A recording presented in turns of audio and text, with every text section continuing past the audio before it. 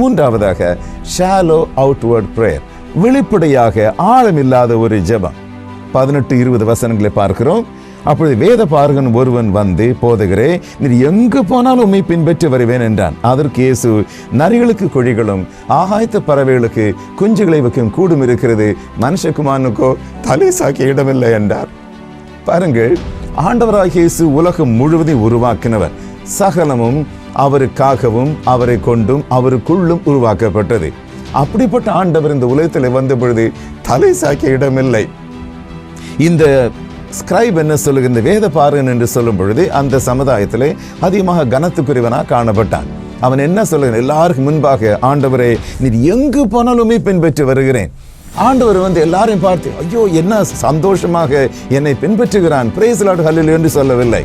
ஏனென்றால் இயேசுவுக்கு அவன் உள்ளம் தெரிந்திருந்தது. அவன் வெளிப்படையாக மற்றவர்கள் பார்ப்பதற்காக ஜெபிக்கிறானே ஒழிய உண்மையாக தன்னை பின்பற்றும்படியான மனம் அவனுக்கு இல்லை என்று தெரிந்தது. ஆகவே என்ன சொன்னார், வேற ஒன்று சொல்லவில்லை. நீ வர வேண்டாம் என்று சொல்லவில்லை, உன்னிடத்தில் குறை இருக்கு என்று சொல்லவில்லை.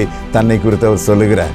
என்ன சொன்னார், நரிகளுக்கு குழிகளும் ஆகாயத்து பறவைகளுக்கு குஞ்சுகளை வைக்கும் கூடும் இருக்கிறது, மனுஷகுமாரனுக்கு தலை சாக்கிய இடமில்லை.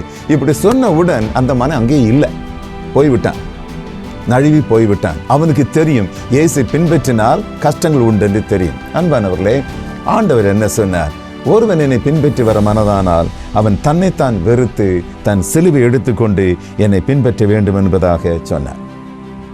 இந்த மனிதன் ஜெபமானது சின்சியராக இருப்பதாக காணப்படுகிறது, ஆனால் சின்சியராக இல்லை. உங்கள் ஜெபம் எப்படி இருக்கிறது? ஆண்டவராக இயேசுவுக்காக என்ன பாடுபட விரும்புகிறீர்கள்? இயேசுவுக்காக எதை விட்டு இருக்கிறீர்கள்? அன்பானவர்களே, அநேகர் ஊழியத்துக்கு வருகிறார்கள். இந்த நாட்களில் அநேக ஜனங்கள் ஊழியத்துக்குள் சென்று ஒரு சபையை ஸ்தாபித்து அல்ல ஊழியத்தை ஆரம்பித்து எப்படி பணம் கிடைக்கும் என்று பார்க்கிறார்கள். அது தவறான ஒரு காரியம், சரியான ஒரு அளவு அல்ல. ஆண்டவராக இயேசு பின்பற்றி வரும் பொழுது கஷ்டங்கள் துன்பங்கள் வரும், ஆனால் ஒருபோதும் நாம் அது நிமித்தமாக கலக்கமடையக்கூடாது. அநேக ஆண்டுகளுக்கு முன்பாக, சரியாக சொல்லப்போனால் 48 ஆண்டுகளுக்கு முன்பாக நான் இயேசு அன்புக்குள்ளாக வந்தேன். இப்பொழுது எனக்கு வயது 22. 25வது வயதிலே ஆண்டனை ஊழியத்துக்கு அழைத்தார். சூழ்நிலை மோசமாக தான் இருந்தது. எல்லாவற்றையும் விட்டு நான் ஆண்டவரை பின்பற்ற ஆரம்பித்தேன். என்னோட அப்பா சொன்னார், நீ தம்பிமாரை கவனிக்காதபடி ஊழியத்துக்கு போகிறாய், உனக்கு ஒரு சொத்தும் தரமாட்டேன் என்று சொன்னார். அப்பா சொல்லி ஒரு சில வினாடிகளுக்குள்ளாக இயேசு என் காது கேட்க பேசினார், நானே உன் சுதந்திரம் என்றார். 45 ஆண்டுகளாக மொழிநேர ஊழியத்தில் இருக்கிறேன். அவர் எனக்கு போதுமானவராக இருக்கிறார். கஷ்டங்கள் என்னவென்றால் எனக்கு தெரியும். நான் ஒரு ஆர்கனைசேஷனில் நான் சேர்ந்து இருக்கிற 7 ஆண்டுகள் அங்கு ட்ரைனிங் பீரியடில் இருந்தேன். அந்த நாட்களில் 73 1973 ஒரு மாதத்திற்கு கொடுக்கப்பட்ட ஆனரோரியம் 5 ரூபாய். ஒவ்வொரு நாளுக்கும் ஒரு 20 பிரதர்ஸ் இருப்போம். நாங்கள் 20 பேருக்கு 20 ரூபாய் கொடுப்பார்கள் ஒரு நாளைக்கு சாப்பாட்டுக்கு, அவ்வளவுதான். அதிலே நாம் மேனேஜ் பண்ணிக்கொள்ள வேண்டும். ஒரு காலம் ஏன் ஊழியத்துக்கு வந்து நினைத்ததே கிடையாது. பசி என்றால் என்ன என்று தெரியும், பாடுகள் என்னவென்றால் தெரியும். சரியான ஆடை இருக்காது, ஷூஸே இல்லை. அந்த அளவில் சப்பல்ஸில் பின் வைத்து யூஸ் பண்ணுவேன். அந்த அளவில் இருக்கும் பொழுது ஒரு காலம் பின் வாங்கவில்லை. ஏனென்றால் இயேசுவை பின்பற்றும் போது வரக்கூடிய கஷ்டங்கள் எனக்கு தெரியும். தெரிந்துதான் பின்பற்றினேன்.